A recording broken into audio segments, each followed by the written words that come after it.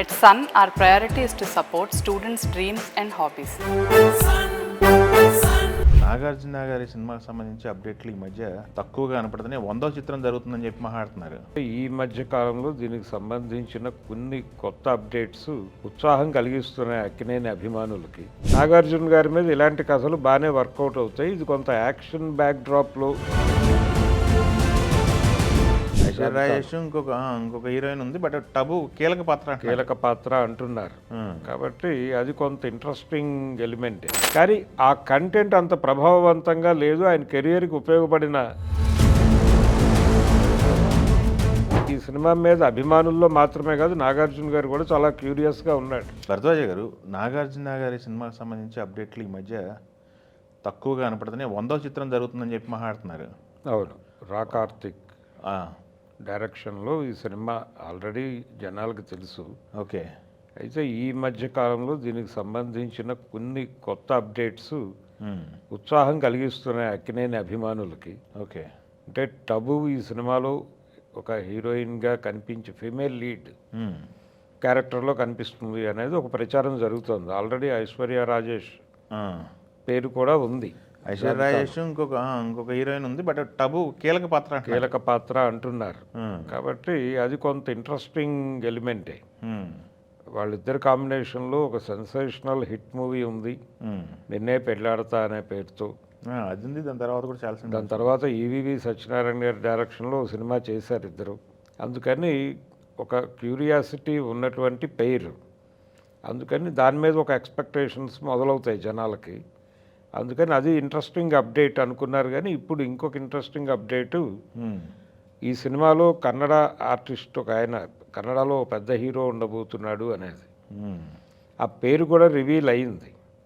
తెలుగు మార్కెట్లో ఒక మంచి గుర్తింపు ఉన్నటువంటి నటుడు ఉపేంద్ర ఈ సినిమాలో ఒక కీలక పాత్రలో కనిపించబోతున్నాడు అనేది. ఓకే.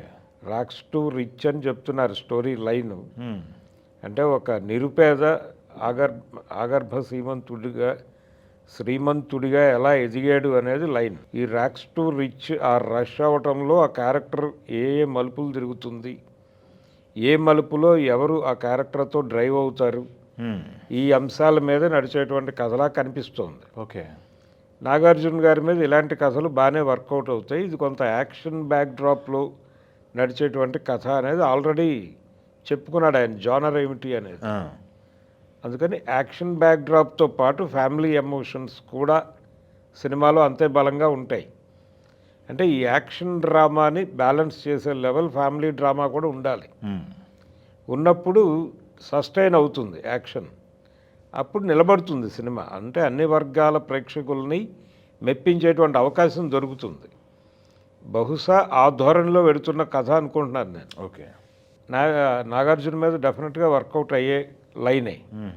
రెండోది, టేకింగ్కి సంబంధించి ఒక స్టైలిష్ మేకింగ్ ఎలాగూ ఉంటుంది డైరెక్టర్ నుంచి. ఆ ఎక్స్పెక్టేషన్స్ ఉన్నాయి జనాలకి. ఇలాంటి టేకింగ్లోనూ ఇలాంటి కథలతోనూ నాగార్జున చాలా అద్భుతంగా సమ్మిళితం అవుతాడు. కనుక సినిమా డెఫినెట్గా 100వ సినిమాకే ఆయన ప్రేక్షకుల అంచనాలు పెంచే లెవెల్లోనే ఉంటుంది. అక్కడి నుంచి ఆయన సోలో హీరోగా చేసే సినిమాలే ఉంటాయి అని కూడా అభిమానులు మాట్లాడుతున్నారు. మధ్యలో ఈయన రూట్ మార్చాడు ఈ మధ్య.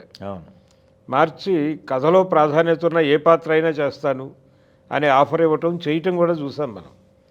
కానీ ఆ కంటెంట్ అంత ప్రభావవంతంగా లేదు. ఆయన కెరియర్కి ఉపయోగపడిన పరిస్థితి కూడా లేదు. అవును, 2 సినిమాలు చేశారు, కుబేరా ఒకటను ఈ కూలీ ఒకటి. కూలీలో out and out villain character చేశాడు. ఇందులో కొంత క్యారెక్టర్ ఆర్టిస్ట్ చేసేటువంటి క్యారెక్టర్ అది తను చేశాడు కుబేరాలో. అంటే డైరెక్టర్ మీద ఉన్న ఇంట్రెస్ట్ కావచ్చు, లేకపోతే ప్రొడక్షన్ హౌస్ మీద ఉన్న ఇంట్రెస్ట్ కావచ్చు, చేశాడు ఆయన. కానీ ఆ తరహా పాత్రలు కూడా నాగార్జునతో చేయిస్తే బాగానే ఉంటుంది. కానీ ఈ సినిమా నుంచి కొంచెం ఇలాంటి క్యారెక్టర్లు తగ్గించి మళ్ళీ హీరోగానే కథానాయకుడిగానే ముందుకు నడవాలి అనేది ఏదో ఒక కొత్త ఆలోచన ఉంది నాగార్జునకి అనేది వినిపిస్తోంది. దానికి పునాది అవ్వాల్సిన అవసరం ఉంది ఈ సినిమా. అందుకని ఈ సినిమా మీద అభిమానుల్లో మాత్రమే కాదు, నాగార్జున గారు కూడా చాలా క్యూరియస్గా ఉన్నాడు.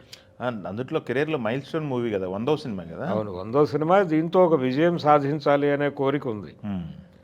అక్కినేని ఫ్యామిలీకి 100వ సినిమా. అంతకుముందు నాగేశ్వరరావు గారు చేసినప్పుడు కూడా గుండమ్మ కథ టైంకి అయింది. అది అయింది, కానీ అదేమో ఇద్దరు షేరింగ్లో వెళ్ళిన సినిమా.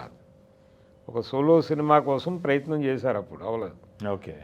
ఇప్పుడు తనకి ఒక అవకాశం దొరికింది కాబట్టి ఒక సోలో హిట్ కొట్టి ఆ మూమెంట్స్ని సెలబ్రేట్ చేసుకోవాలి.